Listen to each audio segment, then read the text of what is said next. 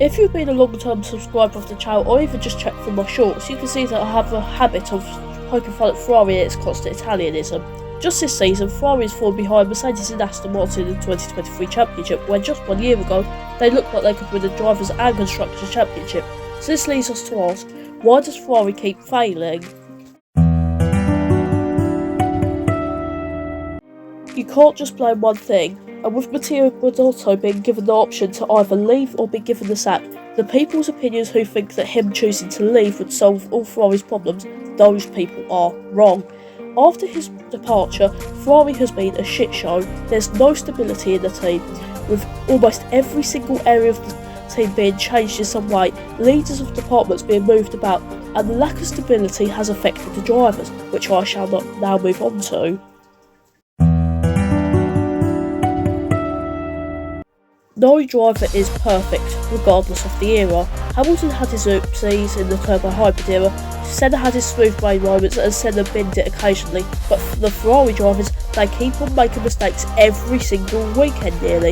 In Bahrain, not much happened, and the same in Saudi Arabia, but then in Australia, Sainz decided not to brake at turn 1 on the restart, spun around in Honda, causing pain, whilst the human banana hit Stroll on the first laps, spinning into the gravel and taking himself out of the race. Baku was way too innocent free, but in Miami, it was back to usual. Leclerc spun in Q3 and ended the session.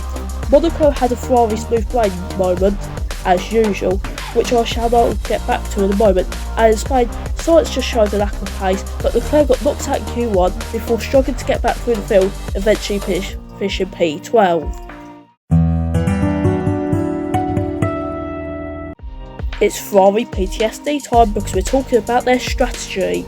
In 2020 and 2021, the bad strategy was hidden by a slightly slower car, but in 2022 it was on full display. Monaco, Britain, France, Hungary and Belgium. A few of the races had mistakes that cost the Ferrari drivers a lot of time, and in some races even victories. This screwed up the championship for Charles even more after his sometimes occasional crashes, and this completely ruined their championship hopes.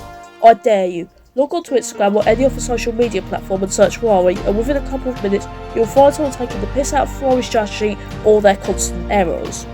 Oh, but we're not done, because in Monaco, staying out on dries where it's clearly not dry is pretty stupid, and the change on to worse tyres when you know that other teams who have those tyres on are lapping several seconds a lap slower in Hungary last year is completely ridiculous.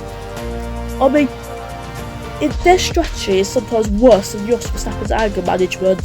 Staying out on hards after the safety car period with 10 laps left when everyone else on softs is unforgivable last year in Silverstone. Hungary 1998 was 25 years ago, but it's a perfect example. Ferrari decided to do an extra pit stop that was with a really aggressive strategy and beat Coulthard to win with Schumacher. The Ferrari of today could never ever do this, and they need to restructure their pit rule in order to win races. Last of all, you have the culture of Ferrari. Although the quote, aerodynamics for people who cannot build engines is great for posters and merchandise, it's not so good if you're trying to create a culture at a company to succeed. The Ferrari mindset has always been one of being superior. This goes back to the 1950s, where the team did not compete in the first F1 race due to the prize money not being in their favour, because they did get more than any other team. This is not a dig at Ferrari in any stretch of the imagination, but this problem means that you will not get the same energy and vibe of Mercedes or Red Bull, where they will want to try and improve regardless.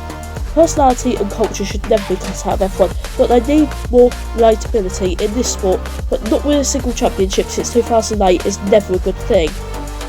This can be argued that the drop of this season can be contributed to this, but I'm not going down this rabbit hole today. Overall, Ferrari has many problems, but these can all be fixed. You can solve stability problems, you can tell Leclerc to only crash when he's at Monaco and is on provisional pole, and you can tell the strategy team to sort their shit out and fix Ferrari's boisterous culture. This can aid in helping Ferrari to return to the top. Hopefully we can have a 4-team shootout for the title next year, but for now, I will continue coping. If you like the video, like and subscribe and tell me what to improve on. I'll see you later.